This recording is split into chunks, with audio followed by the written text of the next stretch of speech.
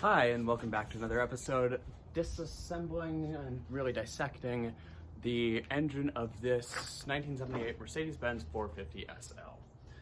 So by this point, we have already discussed all of the ways that we get air into the engine. Now it's time to discuss what we do with the air after it has been used by the engine. And with that, we have pieces that I have not yet taken out that we're going to look at. So I'm going to flip the camera around and I'll show those to you. So, just like we had the intake manifold, the big complicated thing that went into these, we also have the exhaust manifolds, which take the air out.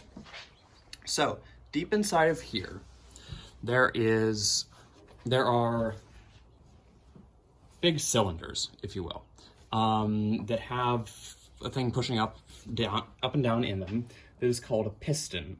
The air comes in, the piston goes down, the piston comes back up and pushes that air into a very small ball. Oh, okay, so sorry, let me start over. This is a 4-stroke engine. What that means is it starts off with the piston at the top of that cylinder, right? So this thing that moves up and down in the cylinder like this starts off at the top. You put in fuel and you put in air as the piston is going down.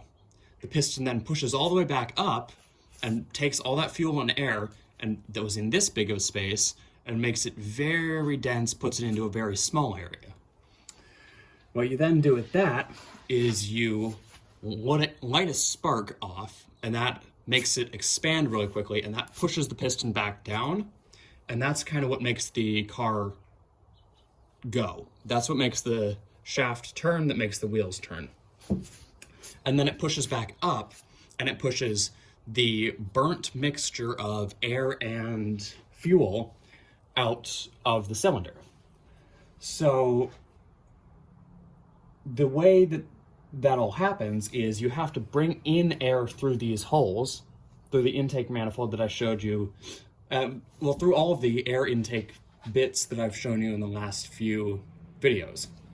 What you do with the air afterwards is they come out of these. So it comes in this hole right here and out of this hole. And it goes down here. You can see how the pipe continues down there. And it comes out beneath here. You can see it there. And it travels all the way down the back. All the way out to,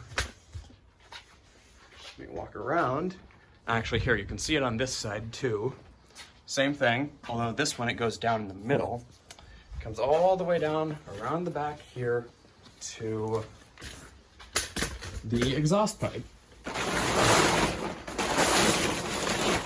which is right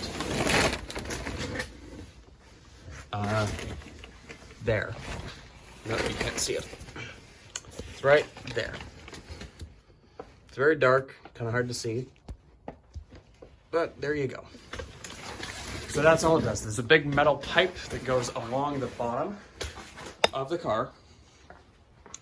It just takes air out of here. So air in here, air in here, air out here, down there, along the back, and out of the car. So yeah, those are called the exhaust manifolds. And then there's the rest of the exhaust system.